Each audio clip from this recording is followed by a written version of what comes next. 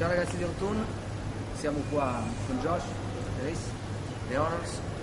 Welcome back in Italy, guys. Hello. Hey, you alright? Let's start with your brand new album. In your opinion, which are the main differences between Primary Colors and your debut album?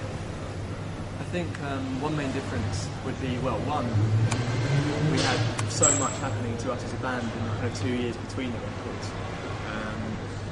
Two, I think, working in a very different way to the first one. This time round, we knew that we had the time to do exactly what we wanted.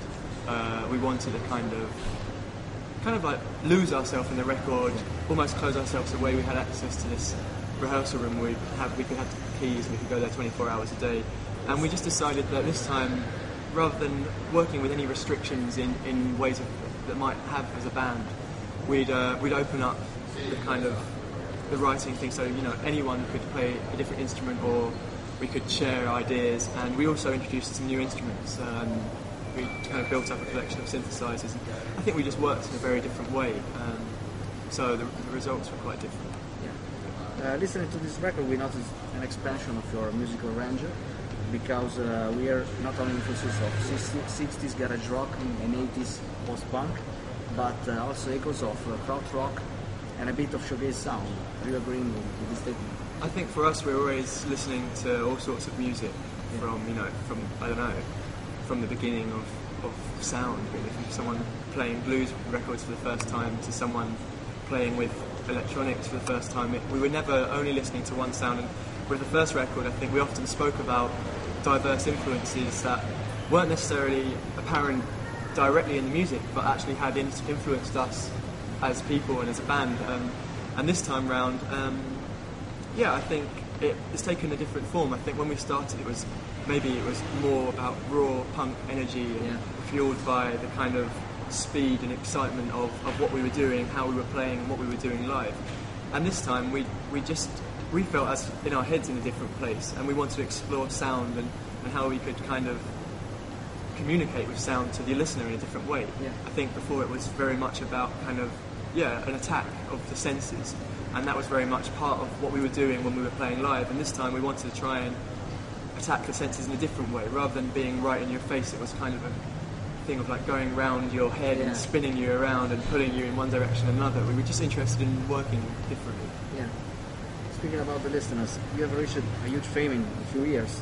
How do you handle this media exposure? We don't really notice it too much. It's only when we have to do things like this, especially. It's a cool thing. Yeah, it's great. I mean, especially last year. I don't think we kind of kept ourselves out of the way of everything and just decided we wanted to just concentrate on the record. So for us, the only people we really saw were each other for the summer anyway. And then when we were recording, we were outside of London, so we don't really notice too much. Yeah.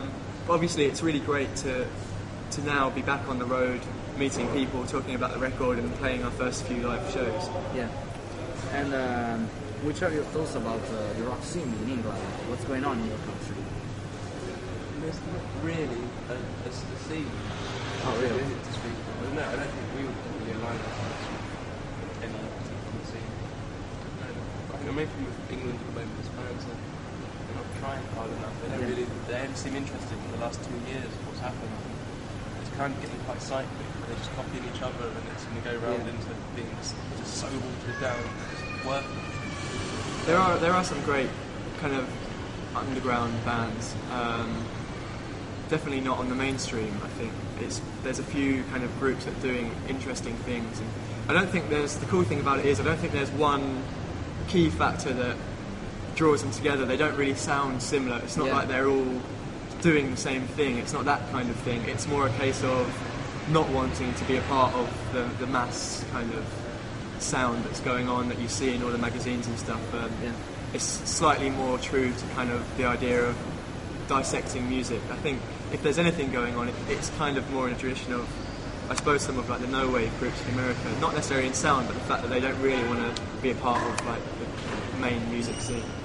You're a very young band. How do you deal with MySpace, internet, and also file sharing? File sharing? Yeah. Well,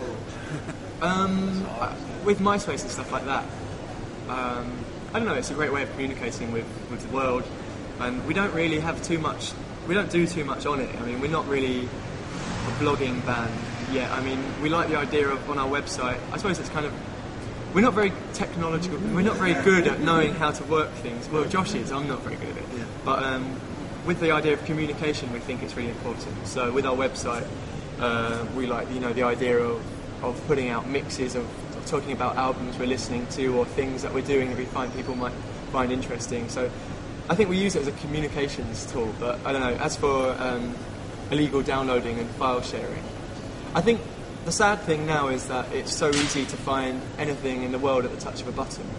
And kind of growing up, I think there's something special about finding things yourself through friends, going to parties or going to record stores. When we come to record shops in countries, new countries, we always go and look for new sounds. I think it's kind of a shame that you can now just sit in your room and press a button and get anything you want because you don't need any effort. And as for the illegal download thing, you just can't avoid it.